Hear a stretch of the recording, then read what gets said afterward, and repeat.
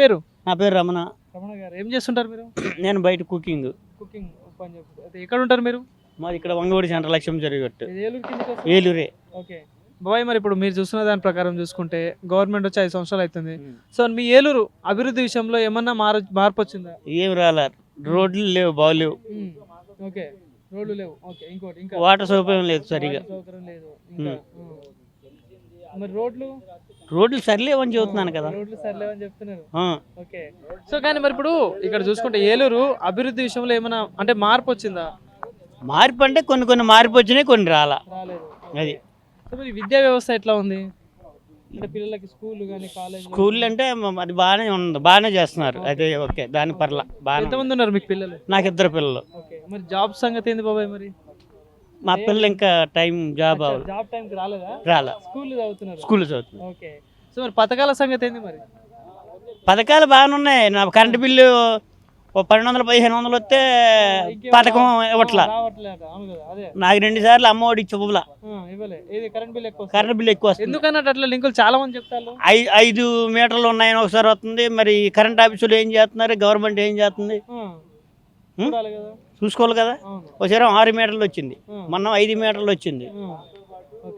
So అంటే మీరు చూస్తున్న దాని ప్రకారం చూసుకుంటే గత ప్రభుత్వం అంటే గతంలో టీడీపీ హయాంలో ఎట్లా ఉండే, మరి ఇప్పుడు ఈ వైఎస్ఆర్సీపీ హయాంలో ఎట్లా ఉంది?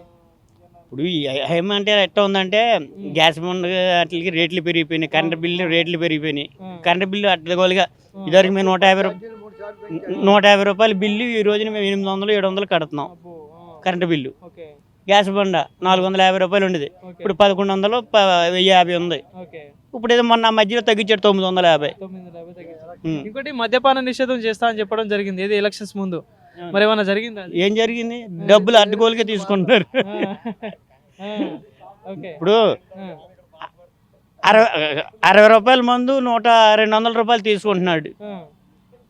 అది సార్ ఇప్పుడు దగ్గరలో ఎలక్షన్స్ కూడా వస్తుంది. సో మీకు మంచి టైం ఇది, అంటే మీరు ఓటు ఉపయోగించుకోవడానికి, మార్పు తెచ్చుకోవడానికి కూడా.